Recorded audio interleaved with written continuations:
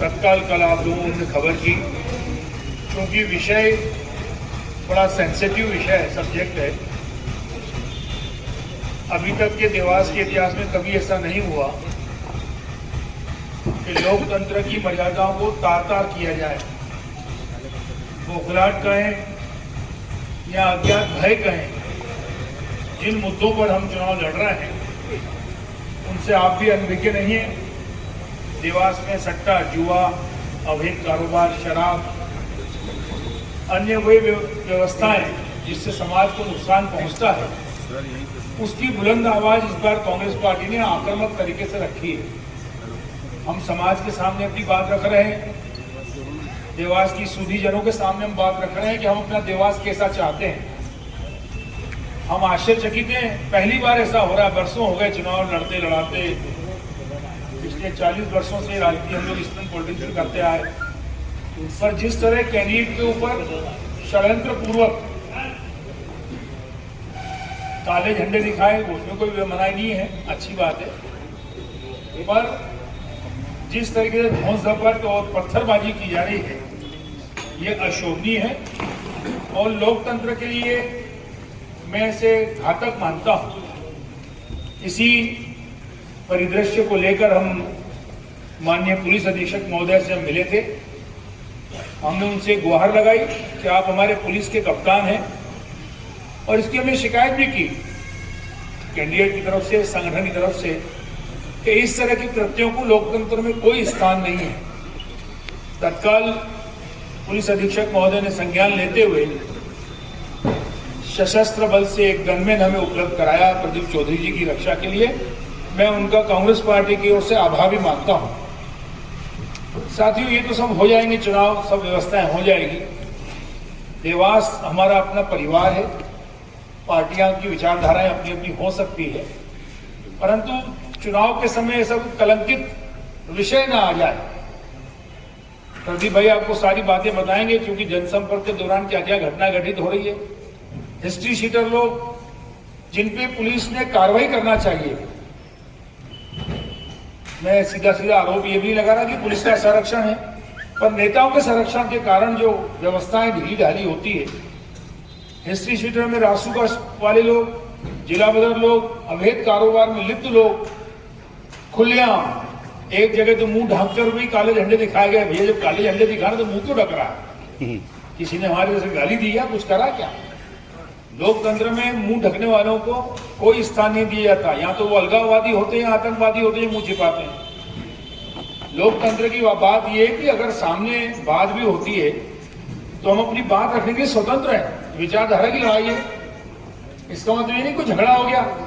हमारे तो रोज बयानबाजी, रोज झगड़े होते हैं, पर इस तरीके से गुंडा तत्वों को चुनाव में जिस तरीके का उपयोग किया जा रहा है, वो लोकतंत्र के लिए घातक होकर हम सब राजनीति करने वाले लोग, सरकारें तो आएगी, सरकारें जाएगी, कल किसकी सरकार बनना है, किसकी नहीं बनना है, सब गर्त में है, पर ऐसी व्यवस्था को हम जन्म न दें जिससे देवास की शांति भंग हो। इसीलिए हमने आज आपको आमंत्रित किया है। अब मैं प्रदीप चौधरी जी को आमंत्रित करता हूं। एक लोकतंत्र में 5 साल में जब चुनाव आते हैं तो हर व्यक्ति को एक उत्साह रहता है, और वो अपने देश, अपने शहर के, अपने बात करता है कि हमारा शहर कैसा होना चाहिए, जनप्रतिनिधि कैसा होना चाहिए। निश्चित तौर पर हम सब लोग जो यहाँ बैठे हैं, हम जनप्रतिनिधि होने के पहले, हम कांग्रेस पार्टी की विचारधारा के पहले हम इस देवास शहर के नागरिक हैं, और आप सब भी यहाँ सामने बैठे हैं, पत्रकारिता के पहले आप सब भी देवास के नागरिक हैं।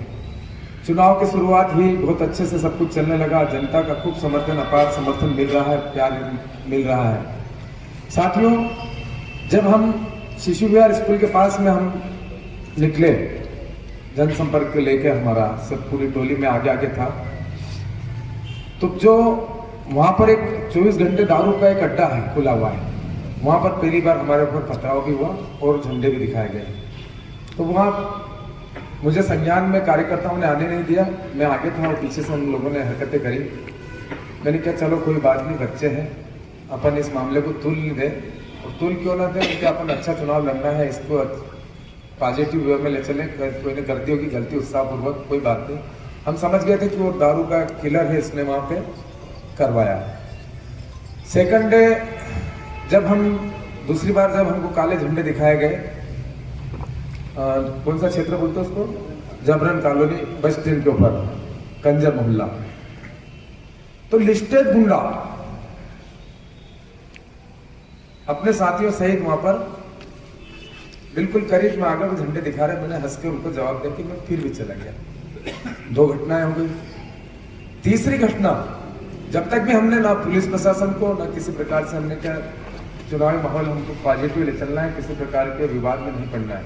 तीसरी घटना पटलावदा गांव, वहां पर वीरेंद्र सरपंच, जिसका ये फोटो है इसमें, ये सम्मानीय विधायक पुत्र के साथ में, जो राधोगढ़ हत्याकांड में अभियुक्त है, राधोगढ़ हत्याकांड में अभियुक्त है वीरेंद्र, एकदम पास में आकर उसके वीडियो सोशल मीडिया पर वायरल भी हुए। हमने नहीं किया, आम जनता ने किए, कुछ पत्रकार साथियों ने किए। तो तीनों घटनाओं में हमने जब देखा, उनको मिलाया, तो कॉमन एक चीज निकली कि एक जुए वाले, दारू वाले और ड्रग्स वाले, तीनों जगह इन्होंने हम पर हमला किया। हमने उनको कोई जवाब नहीं दिया तो उनकी आगे हिम्मत नहीं बन पाई, हम हंस के निकल गए। अगर वहां हम कुछ बात बोलते हैं तो हो सकता था विवाद भी हो सकता था, हो सकता है कि वो जान से मारने की भी प्रयास भी कर सकते थे, कुछ भी कर सकते थे, कह नहीं सकते, वो अतीत में वो सब बातें। तो मैं ये पूछना चाहता हूँ आप लोगों के माध्यम से, आम जनता से पूछना चाहता हूँ, कहना चाहता हूँ, क्यों मुझे काले झंडे दिखा रहे हैं? क्या मेरी ये गलती है कि मैं सब 2-2.5 लाख लोगों की कांवड़ यात्रा निकाल कर देवास का नाम विश्व के पटल पर रखा? मेरी गलती है क्या? या मेरी ये गलती है कि कोरोना काल में आप और आपके गुंडे तो घरों में बैठे थे और मैं सड़क पे लोगों की सेवा कर रहा था, ये मेरी गलती है क्या? ये गलती है मेरी क्या कि मैं अपनी जमीन बेचकर एक एम्बुलेंस दान देता हूं, जब आप ऑक्सीजन बेचते रहते हो, तो कि यही मेरी गलती है? या समाज सेवा के माध्यम से घर घर रामचरितमानस बांटता हूं, मेरी ये गलती है क्या? या भागवत गीता कराता हूं, ये मेरी गलती है क्या? आखिर कौन सी गलती है? किस गलती के कारण ये लोग आज मुझे काले झंडे दिखा रहे हैं? और काले झंडे दिखाए, कभी आम जनता काले झंडे दिखाए तो सहज कुछ बनता है? ये तो एक कोई षड्यंत्र आज आप लोगों के बीच में इसके लिए आना पड़ा कि ये बात आप आम जनता तक ले जाएं। ये तो कोई बड़ा षड्यंत्र है, ये कोई बड़ा षड्यंत्र है। हो सकता है